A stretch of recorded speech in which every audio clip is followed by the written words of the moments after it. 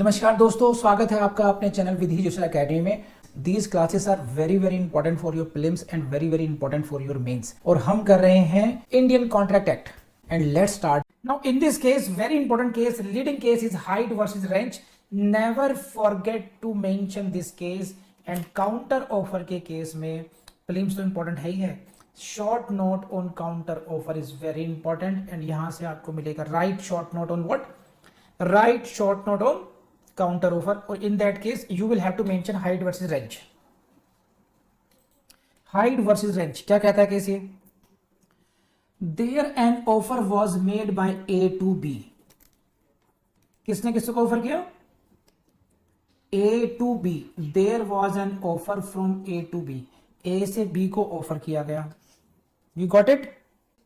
What was the offer? To sell farm for 1000 pounds, 1000 pounds के लिए sale के लिए फार्म का ऑफर था। B rejected this offer and said he will pay only 950 pounds. तो 1000 का ऑफर है, इसने कहा नहीं, I will pay only 950। So this offer price was 1000 rupees by A. Now B said this is the counter offer of 950 from the side of B, to which A did not agree. Thereupon B said he was willing to pay 1000 pounds, to which A also did not agree. वही बात जो मैंने सब्जी वाला दिया आपको, मैं समझाता हूं उसको दोबारा ऐसे। ये फैक्ट्स आपने पढ़ लिए। these are the facts of height versus range. height versus range के फैक्ट्स समझ लीजिए। ए ने बी को कहा कि मैं अपना जो फार्म है वो 1000 रुपए, पाउंड्स को मैं रुपीज में कन्वर्ट कर रहा हूं, पाउंड से वैसे 1000 रुपए में बेचना चाहता हूं। मैंने कहा आपसे कि I want to sell you my farm for rupees 1000। तो this is an offer from my side. You said no, you can pay only 950 to us. So my offer of rupees 1000 is thereby rejected by you, and you made a counter offer of 950. I said no, I do not agree for 950. I did not agree to your counter offer. Then you said okay, I agree for 1000. आपने कहा ठीक है, हम 1000 रुपए देने को तैयार हैं। मैंने कहा no, मुझे वो भी नहीं चाहिए। I will not sell you or even for rupees 1000. Now you sued me, saying what? कि मैंने आपको 1000 रुपए का ऑफर किया था कि I offered you for rupees 1000 and you accepted that offer of rupees 1000. तो there arose a contract and I am committing a breach of contract. आपका कहना यह था कि जनाब आपने 1000 रुपए का ऑफर किया था, हमने 1000 रुपए की बात आपकी मान ली, तो offer plus acceptance equal to promise equal to contract and now you are committing breach of contract. आपको तो बेचना पड़ेगा। ये बात पहुंच गई अदालत में। चलिए आगे बढ़िए। So in this case A made an offer to B for pounds 1000 for the sale of farm. B said he will pay only 950 farm. This amounted to counter offer and because of this original offer was destroyed.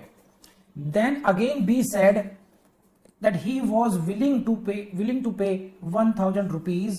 तो it was held कि there was no contract, कोई contract नहीं हो पाया, because क्या कहा गया? It was held that B had once rejected A's offer. B A के ऑफर को रिजेक्ट कर चुका था by his counter offer to pay 950 pounds, and this made the original offer to lapse. Therefore no contract had resulted in this case.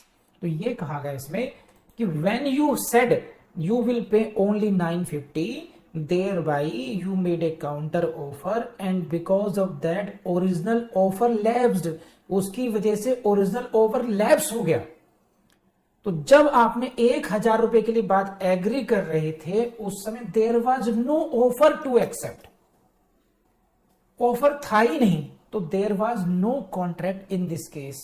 Please let me know आपको Hyde versus Wrench समझ में आया या नहीं आया। What does renewal of the offer mean? Renewal of offer का मतलब क्या है? Does not counter offer itself renew the original offer. दो क्वेश्चन इनके देखिए, इसको समझिए इन्होंने क्या लिखा है। मैं इनके क्वेश्चन लिख रहा हूं ताकि आप समझ जाए अच्छे तरीके से।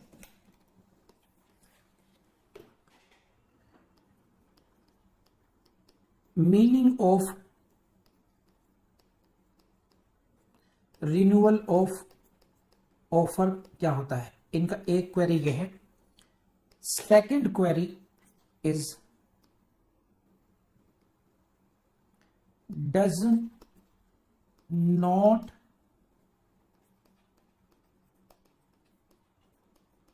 Counter offer itself renew original। तो this is the query of madam Anvi. अब समझिए क्या है। First query is regarding the what is the meaning of renewal of offer. Renewal offer का मतलब है कि you are first of all A made an offer to B, then B made a counter offer, then again A made same offer to B। ठीक, तो जो again दोबारा जो offer किया सेम ऑफर को अगर कर रहे हैं it is called renewal of offer. जैसे 20 रुपए किलो आलू खरीदने हैं, ऑफर। आपने कहा नहीं जी हम तो 10 रुपए किलो देंगे, ये हो गया काउंटर ऑफर। फिर मैंने कहा कि अगर आपको लेने हैं तो 20 रुपए किलो में मिल जाएंगे आपको, तो ये हुआ मेरा पहले वाले ऑफर को मैंने रिन्यू कर दिया। आपने जब 10 रुपए कहा तो मेरा आपका वो काउंटर ऑफर था, मेरा पहला ऑफर खत्म हो गया वो, लेकिन मैंने सेम ऑफर दोबारा दिया तो ये हो गया आपका मेरा फिर रिन्यूड ऑफर। तो जिसको आप एक्सेप्ट भी कर सकते हैं या फिर आप काउंटर ऑफर कर सकते हैं। 15 रुपए लगा लो, अच्छा भैया, तो फिर आपका काउंटर ऑफर हो गया। मैंने कहा नहीं 20 रुपए, अच्छा 16 रुपए। मैंने कहा नहीं 20 रुपए, अच्छा 17 रुपए। ऐसे ही करते हैं, है ना। तो ये क्या हो रहा है कि मैं every time I am renewing my offer but you are making a counter offer for that. तो there may be counter offer to renewed offer as well, and this was the query of Nitesh as well. Can a counter offer be made to a renewed offer in any circumstance? हाँ ना बताइए। तो this was the meaning of renewed offer and there can be again a counter offer of the renewed offer as well। अब आ जाइए second query पर। Everyone please, ये meaning of renewed offer समझ में आया? उसी ऑफर को दोबारा बोलना ये हो जाएगा और उसका काउंटर ऑफर हो सकते हैं। Now come to the does not the counter offer itself renew. No, counter उल्टा बोल गई आप, counter offer destroys original offer.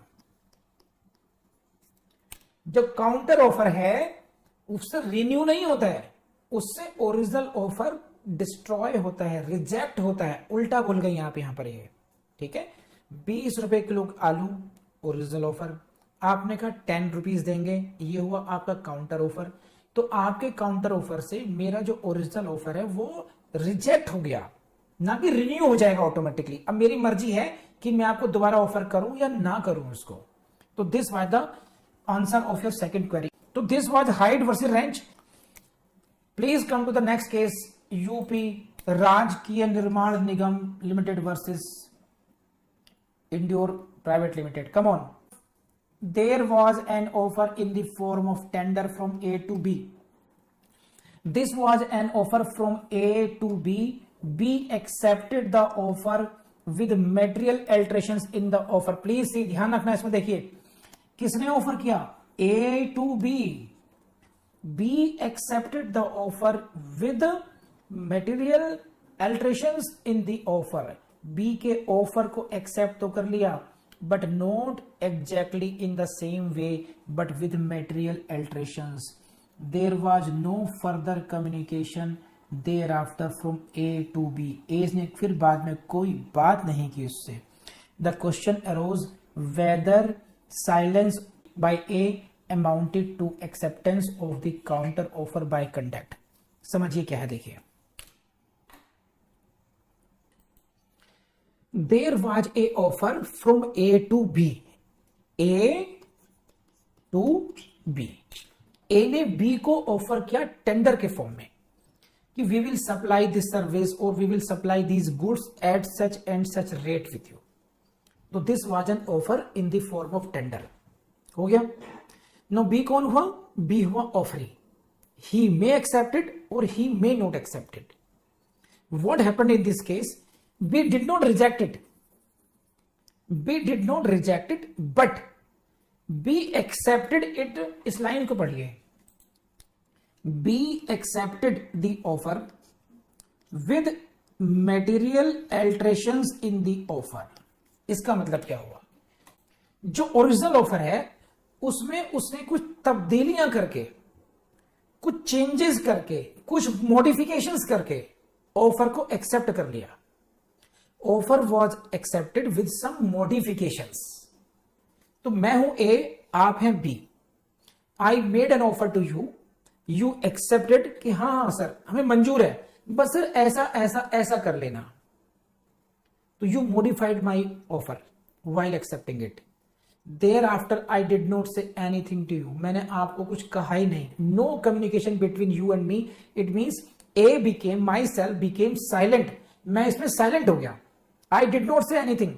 When you accepted my offer with modifications, I did not say anything. तो यहां पर क्वेश्चन ये हुआ कि क्या इस केस में कोई कॉन्ट्रैक्ट हुआ या नहीं हुआ? ए और बी के बीच में कोई कॉन्ट्रैक्ट हुआ या नहीं हुआ? क्या मैंने जो साइलेंस एक्सेप्ट कर लिया, साइलेंट रहा मैं, क्या उसका मीनिंग एक्सेप्टेंस माना जाए आपके काउंटर ऑफर का, मॉडिफाइड ऑफर को एक्सेप्टेंस का या नहीं? सुप्रीम कोर्ट ने क्या कहा? Supreme court, when there was a counter offer it meant that there was no consensus at idem। ये जो शब्द है इसको ध्यान से पढ़ लीजिए। सुप्रीम कोर्ट ने कहा कि when there was a counter offer it meant that there was no consensus at idem as to the material terms, means important terms, and therefore no concluded contract had come into existence between A and B। Supreme court held, supreme court ने कहा कि जब इन्होंने counter offer किया, counter offer का means there is no consensus ad idem. ये समझिए, देखिए शब्द है कंसेंसस, सीधा बोर्ड। कंसेंसस एट इडम का मतलब है same thing in same sense. You are agreeing to same thing in same sense। उसी वस्तु को उसी सेंस में आप एक्सेप्ट करते हैं, उसको बोलते हैं कंसेंसस एट इडम, या you can say meeting of mind, meeting of mind. तो मैं कुछ कह रहा हूं, I am making an offer to you and you are making counter offer. It means there is no meeting of mind between you and me. आपके और मेरे बीच में मीटिंग ऑफ माइंड हुआ ही नहीं। There is no consensus ad idem. हम सहमत नहीं हो रहे। We are not agreeing to material terms. जो इंपॉर्टेंट टर्म्स है कॉन्ट्रैक्ट के, we have no consensus, we have no acceptance. Therefore, there was no contract in this case. There was a counter offer. Because of the counter offer, the offer, original offer, lapsed, destroyed. It became a dead offer। There was no contract। Case का नाम UP राज्य के निर्माण निगम। इतना कर लीजिए बस। बोलो हाँ ना एवरीवन। तो हमारे वकील साहब ने कहा है, शशांक शेखर साहब ने कहा है कि मुझे कम आया है समझ में। एक्चुअली कोई नई बात कही नहीं गई इसमें, बात वही है। जितना भी लेक्चर है उसमें सिर्फ एक ही बात कही जा रही है, मैंने आपको ऑफर किया, आपने उसका काउंटर ऑफर कर दिया, तो कॉन्ट्रैक्ट हुआ या नहीं हुआ। चाहे वो देवू पारो का ट्रांजैक्शन हो, चाहे वो अवनी का पोटैटो ट्रांजैक्शन हो, या वो हाइड वर्सेस रेंच में फार्म का ट्रांजैक्शन हो, या फिर यूपी राजकीय में किसी टेंडर की बात हो, सब में एक ही बात है, there was a counter offer from the other side. Offer and there was a counter offer, सब में एक ही लॉ की बात की गई है कि if there is a counter offer, the original offer gets lapsed and it cannot be accepted, उसको accept नहीं कर सकते, and because of the counter offer there was no consensus ad idem, there was no contract. अब मैंने इसमें एक renewed term आई थी, शायद उसको आप समझ जाएं, इसका हो सकता है कि आपको ये बात समझ में नहीं आई हो, कंसेंसस एड इडम का मीनिंग शायद समझ में नहीं आया, आई गेस यही बात नहीं थी इसमें। There was no consensus ad idem, इसका मतलब समझिए, कंसेंसस एट इडम का मतलब क्या होता है? कंसेंसस एट इडम का मतलब होता है कि when you agree upon the same thing in the same sense, means when you are agreeing to my offer in toto, जो मेरा ऑफर है आप उसी को एक्सेप्ट कर रहे हैं, तब हम कहते हैं it was the case of consensus ad idem. For example, अब समझिए कैसे, जैसे पारो एंड बसंती, देवू, पारो और बसंती दो बहनें हैं, ठीक, पारो और बसंती दो बहनें हैं, और देवू पारो को पसंद करता है। देवू ट्राइंगल है एक्चुअली है। I am trying to explain the terms consensus ad idem. So Devu likes Paro. Paro has a sister Basanti. Basanti likes Paro. Basanti likes Devu. Now बसंती का रिश्ता मैरिज प्रपोजल गोज फॉर देवू। बसंती के रिश्ते को लेकर के देवू के पास जाते हैं, देवू के बसंती के फादर कहते हैं कि मैं अपनी बेटी की शादी आपसे करना चाहता हूं। तो now there is a proposal from the family of Paro itself. Now Devu is thinking कि this marriage proposal is for Paro, but exactly it is in reality it is the marriage proposal of Basanti. So if Devu say yes, तो देवू के mind में क्या घूम रहा है? पारो। और पारो के फादर के माइंड में क्या घूम रहा है? बसंती। तो one is offering the marriage proposal of Basanti and Devu is accepting is as the marriage proposal of Paro. तो you can say here there is no meeting of mind, there is no consensus ad idem, though it appears to be an acceptance. यहां पर आपको लगेगा कि acceptance है, but this is not consensus ad idem which is required for a contract. Contract के लिए क्या required है कि there must be consensus ad idem, both parties must agree upon the same thing in the same sense. यहां पर same girl के बारे में बात नहीं हो रही है, यहां पर there is a confusion between Paro and Basanti. Devu is giving his acceptance thinking it as a marriage proposal of Paro, but in essence it is a marriage proposal of Basanti. So when it happens we say there is no consensus ad idem. When marriage proposal would have been of the Paro and he would have been agreeing thinking for the Paro, then we could say that this was the case of consensus ad idem.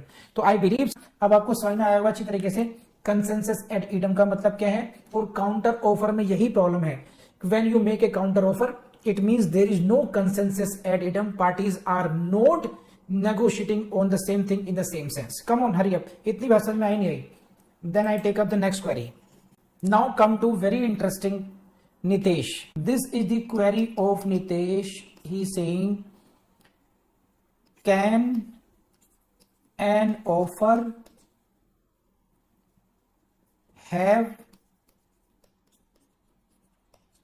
partial acceptance? Who will reply? And partial counter offer. Partial CO लिख रहा हूं counter offer को। Very good. Now see, very good question actually, वो technical अगर जाए तब। Read the question. Can an offer have partial acceptance or not? Partial acceptance, can there be partial acceptance? This is, now I reply this. Now I give you one example, very interesting. इसका answer there can be yes and there can be no as well. How it is so? In the first place, if you partly accept the offer, it is again the counter offer and the result will be same as we discussed. अगर आप partially accept करते हैं किसी offer को, तो that will amount to counter offer and there will be no contract. एक तो ये बात हुई. But there is a situation when you can partly accept the offer as well. And we have discussed that is the concept of what? Standing offer. Standing offer. और continuing offer. Continuing offer ही बोलते हैं इसको, और open offer. ये मैं discuss कर चुका हूं आपसे. In case of continuing offer, there is a, in case of continuing offer, suppose there is a offer of supply of 1000 bags of wheat.